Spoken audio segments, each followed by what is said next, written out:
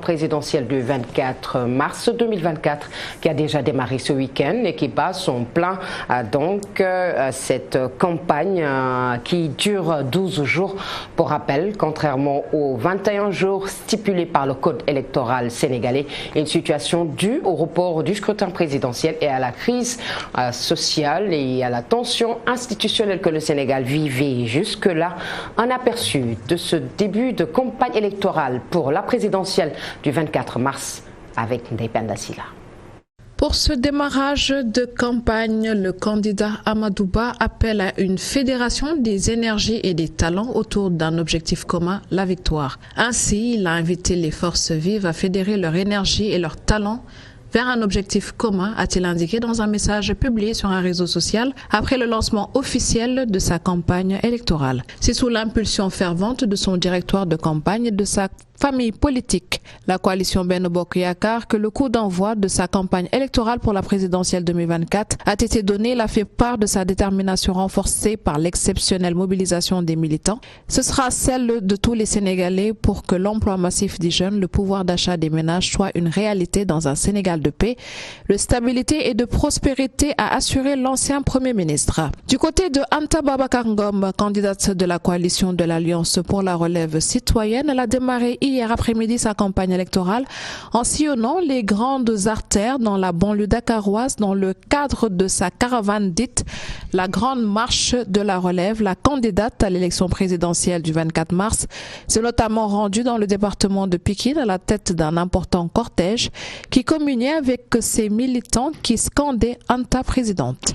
Les femmes doivent être au cœur du développement du Sénégal, a lancé Mame Boye Diao à Keur Massar dans la banlieue dakaroise au cours d'un meeting à l'initiative du mouvement national des femmes de sa coalition.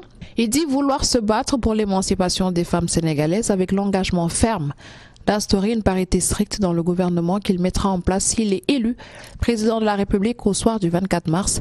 Il est temps pour lui que les femmes soient de vraies actrices de développement dans notre pays et a promis de mettre fin à la pénibilité que vivent les femmes dans le monde rural. L'inspecteur des impôts et domaines a promis que s'il remporte le scrutin, il mettra sur pied une banque pour le développement des femmes, un outil innovant qui permettra selon lui et aux femmes d'être les vrais acteurs de l'économie.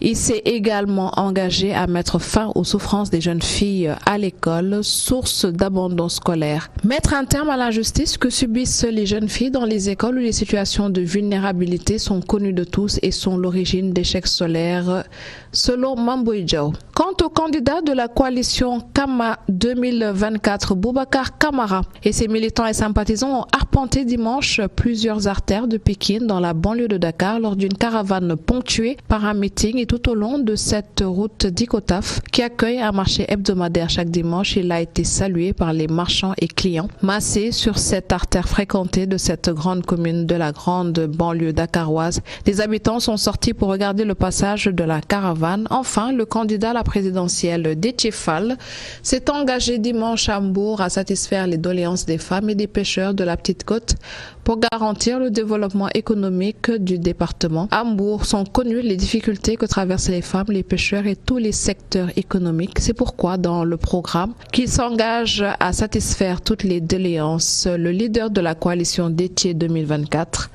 dit que les ressources halieutiques qu'il faut. Il note à ce sujet que les eaux territoriales du Sénégal sont beaucoup plus étendues que son territoire terrestre et ce qui constitue un atout pour le développement économique du pays. Au Sénégal, il existe 210 000 km de territoire maritime contre 196 000 km² de territoire terrestre, donc tout ce dont on a besoin, on devait pouvoir le réaliser à